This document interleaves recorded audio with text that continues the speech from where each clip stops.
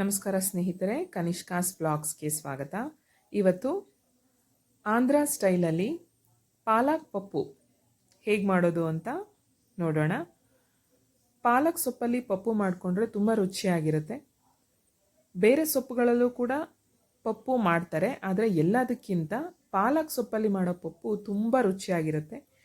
Andhra style ರೆಸ್ಟೋರೆಂಟ್ಗಳಲ್ಲಿ ಅಥವಾ Andhra style ಹೋಟೆಲ್ಗಳಲ್ಲಿ ಊಟ ಮಾಡುವಾಗ ಈ ಪಪ್ಪು ಸ್ವಲ್ಪ ಪ್ರಮಾಣದಲ್ಲಿ ಕೊಟ್ಟಿರ್ತಾರೆ, ಇನ್ನೂ ಬೇಕು ಅಂತ ಅನಿಸಿರುತ್ತೆ. ಹಾಗಾಗಿ ಈ ಪಪ್ಪು ಮನೇಲಿ ಮಾಡಿಕೊಂಡ್ರೆ ಎಲ್ಲರೂ ಚೆನ್ನಾಗಿ ಊಟ ಮಾಡ್ಬೋದು, ಹೆಚ್ಚಾಗಿ ಹಾಕ್ಕೋಬೋದು.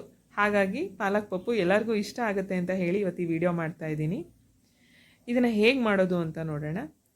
ಮೊದಲು ನಾನು 1 ಕಪ್ ತೊಗರಿಬೇಳೆಗೆ 1/4 ಕಪ್ ಹೆಸರು ಬೇಳೆನ ಸೇರಿಸ್ಕೊಂಡು ನೆನೆಸಿಡ್ತಾ ಇದ್ದೀನಿ. ಇದು ನೆಂದರೆ ಕುಕ್ಕರಲ್ಲಿ ಬೇಗ ವಿಸಲಾಗಿ ಬೆಂದಿರುತ್ತೆ ಅಂತ. ಕುಕ್ಕರ್ನಲ್ಲಿ ಬೇಳೆ ಬೇಯಕ್ಕಿಡುವಾಗ ಸ್ವಲ್ಪ ನೀರು, ಸ್ವಲ್ಪ ಅರಿಶಿನ ಪುಡಿ, ಹಾಗೆ 1 ಸ್ಪೂನು ಅಡುಗೆ ಎಣ್ಣೆನ ಬೆರೆಸಿ ಬೇಯಿಸ್ಕೊಳ್ಳಿ. ಇದು ಬೇಯೋ ಟೈಮಲ್ಲಿ ನಾವು ಒಗ್ಗರಣೆಗೆ ರೆಡಿ ಮಾಡ್ಕೊಳ್ಳೋಣ.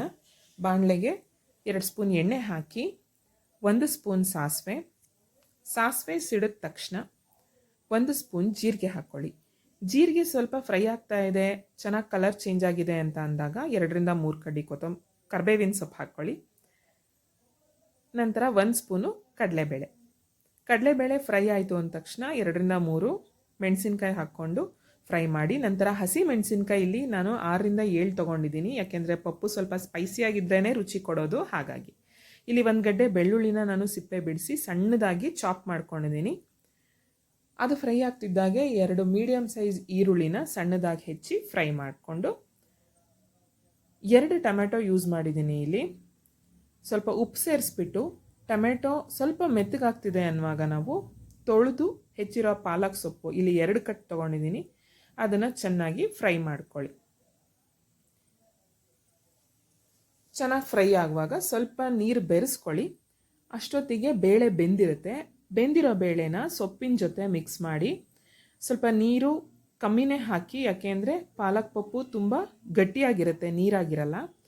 ಇದಕ್ಕೆ ಮೇಲೆ 1 ಸ್ಪೂನ್ ಅಚ್ಚಕಾರದ ಪುಡಿ, ಹಾಗೆ 2ರಿಂದ 3 ಸ್ಪೂನ್ ಹುಣಸೆ ರಸ ತೊಗೊಂಡಿದ್ದೀನಿ. ಪಾಲಕ್ ಪಪ್ಪು ಯಾವಾಗಲೂ ಸ್ವಲ್ಪ ಖಾರವಾಗಿರೋದ್ರಿಂದ ನಾನು ಲಾಸ್ಟಲ್ಲಿ 1 ಸ್ಪೂನ್ ಅಚ್ಚಕಾರದ ಪುಡಿ ಉಪಯೋಗಿಸ್ದೆ. ಇದನ್ನು ಹೈ ಫ್ಲೇಮಲ್ಲಿ 5 ನಿಮಿಷ ಕುದಿ ಬರೆಸಿ ಒಂದು ಅರ್ಧ ಕಟ್ ಕೊತ್ತಂಬರಿ ಸೊಪ್ಪನ್ನು ಕೊನೆಯಲ್ಲಿ ಸೇರಿಸಿದ್ರೆ ಪಾಲಕ್ ಪಪ್ಪು ರೆಡಿ ಆಗುತ್ತೆ. ಆಂಧ್ರ ಸ್ಟೈಲ್ ಅಡುಗೆಗಳು ಯಾವಾಗಲೂ ಹುಳಿ ಮತ್ತು ಖಾರ ಯಾವಾಗಲೂ ಜಾಸ್ತಿ ಇರುತ್ತೆ. ಹಾಗಾಗಿ ಇಲ್ಲಿ ಹಸಿಮೆಣಸು, ಒಣಮೆಣಸು, ಅಚ್ಚಕಾರದ ಪುಡಿ ಪ್ರತಿಯೊಂದನ್ನು ಉಪಯೋಗಿಸಿದ್ದೀವಿ. ನೋಡಿ, ತುಂಬ ಚೆನ್ನಾಗಿ ಬಂದಿದೆ, ಪರಿಮಳ ಕೂಡ ಚೆನ್ನಾಗಿ ಬರ್ತಾ ಇದೆ. ಈ ಪಪ್ಪುನ ಸರ್ವ್ ಮಾಡೋ ರೀತಿ ಕೂಡ ಬೇರೆಯೇ. ವೈಟ್ ರೈಸ್ಗೆ ಸ್ವಲ್ಪ ಚಟ್ನಿ ಪುಡಿ, ಮೇಲ್ಗಡೆ ಸ್ವಲ್ಪ ತುಪ್ಪ, ಅದ್ರ ಮೇಲೆ ಬಿಸಿಯಾಗಿರೋಂಥ ಪಪ್ಪುನ ಹಾಕಿ ಸರ್ವ್ ಮಾಡ್ತಾರೆ. ಈ 3 ಕಾಂಬಿನೇಷನ್ ಎಷ್ಟು ಚೆನ್ನಾಗಿರುತ್ತೆ ಅಂದರೆ ಅದ್ರ ಟೇಸ್ಟನ್ನ ತಿಂದವ್ರು ಮಾತ್ರ ಗೊತ್ತಿರುತ್ತೆ. ಅದರಿಂದ ನೀವು ಕೂಡ ಮನೇಲಿ ಈ ಪಾಲಕ್ ಪಪ್ಪುನ ಒಮ್ಮೆ ಟ್ರೈ ಮಾಡಿ. ಚಟ್ನಿ ಪುಡಿ ಹೇಗೆ ಮಾಡಿದ್ದೀನಿ ಅಂತ ಹೇಳಿ ನಾನು ಆಲ್ರೆಡಿ ವಿಡಿಯೋದೆಲ್ಲ ಹಾಕಿದ್ದೀನಿ. ಗನ್ ಪೌಡರ್ ಅಥವಾ ಚಟ್ನಿ ಪುಡಿ ಅಂತ ಹೇಳಿ ಒಂದು ವಿಡಿಯೋ ಇದೆ, ಅದನ್ನು ನೋಡ್ಕೊಂಡು ಚಟ್ನಿ ಪುಡಿ ರೆಡಿ ಮಾಡ್ಕೊಳ್ಳಿ.